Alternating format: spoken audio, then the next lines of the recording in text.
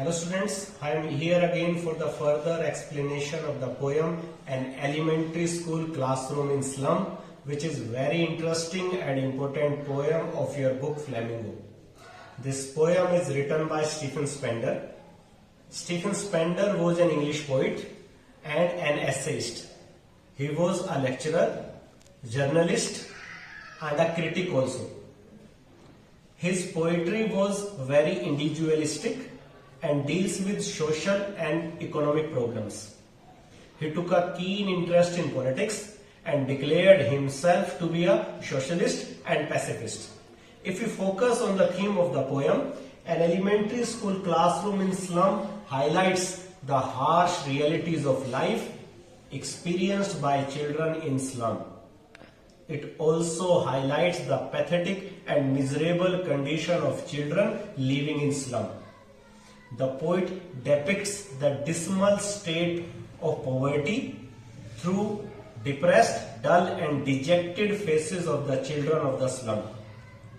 This poem is a criticism of utter neglect of children's need for education and overall development.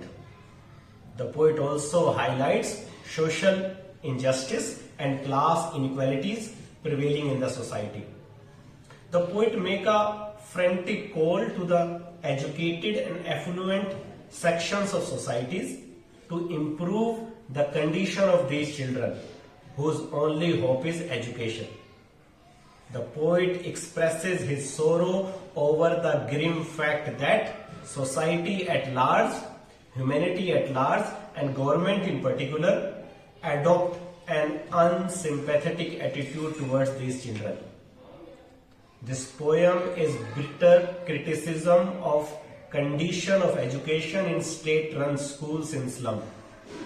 The poet also advocates the need to provide these children a life of dignity and opportunity to dream, dare and act freely. Thank you. Hello students, I am here again for line by line explanation of the poem An Elementary School Classroom in Slum, and let us begin. Far, far from gusty waves these children faces. Here word gusty waves means powerful waves, strong waves. This phrase also symbolizes energy, vitality and strength, which is in sharp contrast to these children's withered and tired faces. Means these children are not in their natural surroundings. They display absence of enthusiasm in their lives. They don't have any kind of jubilation in their life. Their unhealthy environment is in sharp contrast to open and healthy environment of gusty waves. Fine. Like rootless weeds, the hair torn round their pellet. To understand this sentence, let us read it from here. The hair torn around their pellet like rootless weeds. Fine. Their hair is untidy. Their hair is unkempt. Their hair is scattered haphazardly around their faces like rootless weeds. It also means these children are as insignificant and unwanted by the society as weeds. They are neglected and even they are hated by the society. Fine. The tall girl with her wigged down head. There is a girl in the classroom. She is very tall and she is sitting with her head down. Why is she sitting with her head down? Because her head is burdened with poverty. Her head is burdened with harsh realities of life. Her head is burdened with responsibilities of life. So she is sitting with her head down. The paper seeming boy. There is a boy who is like a paper. It means the boy is very thin. The boy is very weak and he is weak due to malnutrition. With rat's eyes. Here this phrase is very interesting. Rat's eyes. It is a metaphor. Indirect comparison. The boy's eyes have been compared with rat's eyes because the boy's hungry eyes are searching for food. A rat has insecurity in his life. A rat is timid also. A rat has anxiety in life. Same way this boy has anxiety in life. The boy is timid. The boy has insecurity in life, and the boy is also searching food because the boy is hungry. The stunted, unlucky heir. Stunted, malnutrition has kept this boy short and stunted. Stunted means his growth is not proper. He is undernourished. Fine. Unlucky heir. The boy is unlucky. He is unfortunate son of his father because he has inherited disease from his father. He has inherited disease of bones from his father. What is he doing? He is reciting his father's gnarled disease, his lesson from his desk. This boy is reciting his lesson from his desk. While reciting his lesson, this boy is also reflecting, he is also displaying that he has inherited gnarled disease from his father. Fine. One unnoted sweet at the back of the class. One unnoted sweet and young. There is a boy who is sitting at the back of the classroom. This boy is unnoted. This boy is young. This boy is sweet. His eyes are lost in dreams. And what is he dreaming? He is dreaming of squirrel's game in tree room other than his. So his squirrel game is very important phrase here. A squirrel is an animal that enjoys playing freely in the garden. It hops across the garden. It climbs up the tree. It hides in the holes in the tree. Same way, this boy also wants to play in open garden. In tree room is another important expression. In imagination of a boy, a tree room is full of fun. It is mysterious. It arouses curiosity. And this is in sharp contrast to the dull and boring atmosphere of the classroom. This boy is not interested in the classroom. He is interested to play outside the classroom. Thank you. Hello students, I am here again for line by line explanation of second paragraph of the poem An Elementary School Classroom in Slum. Let's begin. On sour cream walls, donations Shakespeare's head, cloudless at dawn, civilized doom riding all cities. This first phrase on sour cream walls suggests that the walls of the classroom are not maintained properly. Rather, they were ill-maintained. These walls were painted long ago in lifeless cream color. These walls, especially the faded walls, make the world of these children even more dull and depressing. On the same walls, there are names of people who have donated money to the school. The portrait of Shakespeare's bust has also been hanged in the classroom. Shakespeare is here symbolic of literary excellence. Shakespeare is here symbolic of education and knowledge. But it is ironical that the literary master's portrait has been housed in a classroom where no serious teaching takes place. 5. The school in slum is suppressed under so-called high civilized dooms. These concrete structures of cities obstruct their view, making them unaware of the beauty of the sky at dawn. Same way, in classroom there are pictures of beautiful valleys full of fragrant flowers. Next we have open-handed map awarding the world its world. This is very beautiful expression used by poet. There is a map in the classroom. This map depicts all the beautiful things. But the important thing that poet wants to underline is open-handed. The map is open-handed because this map is made by people in power.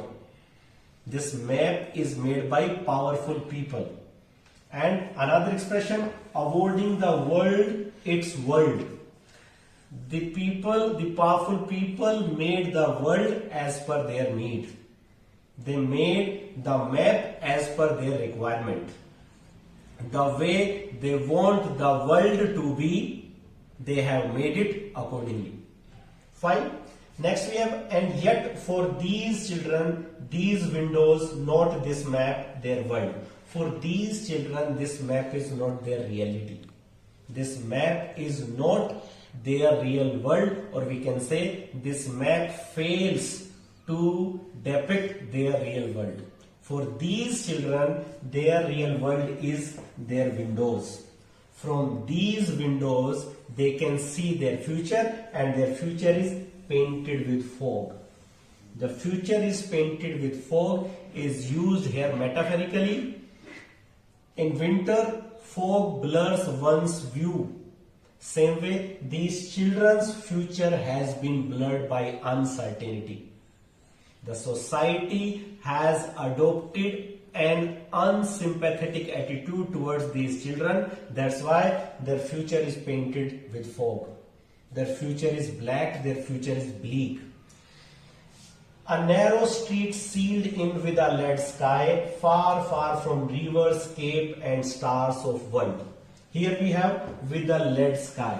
This is again used metaphorically. Open sky opposite to a lead sky raises hopes, but a leaden sky with pollution, with smoke, obstruct all the aspirations. Their aspirations are killed. They have no aspirations left in their life. They are living in very narrow streets.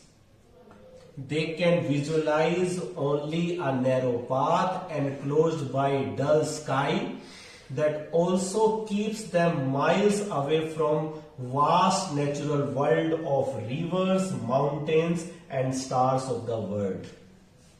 They have no access to knowledge. Stars of world, they have no access to knowledge. They have no access to open space. Their life is confined. Their life is limited. They have future which is foggy. Their future is dull. Their future is bleak. Their future is uncertain. So in this paragraph, poet tries to show the physical condition of the classroom and the things hanged in the classroom and how these things are opposite to their lives. In their life there is no meaning of Tyrolese Valley. They have nothing to do with the map. They have nothing to do with the Shakespeare because their future is black. Their future is bleak, their future is... People like Shakespeare are also unable to guarantee them a bright future. Hello students, let's try to understand paragraph number 3 of your poem, An Elementary School Classroom in Slum. In paragraph number 3, the poet suddenly becomes aggressive. He blames the literary master, Shakespeare, of wickedness. He does so because the wisdom of Shakespeare and the beauty of his literature hold no value for these hungry souls. The poet also says the map is a bad example. He says so because the beautiful world of ships, sun and love as shown on the map is not only unimaginable for these children, but it also tempts them to steal in order to satisfy their hunger, in order to get their dreams fulfilled. Moreover, the view offered by the map is in contrast to the cramped existence of these children from foggy mornings to harsh and bleak nights, for lives that slyly turned in their cramped holes. Cramped means congested, having no space for people to live.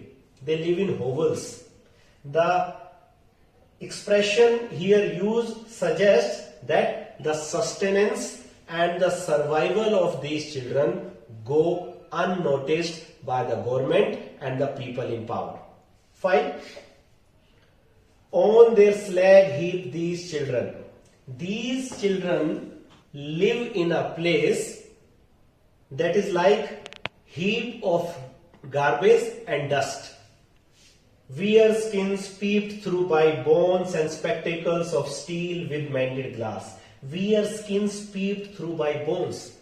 These children are so weak that it appears as if their bones are peeping through their thin cover of skins.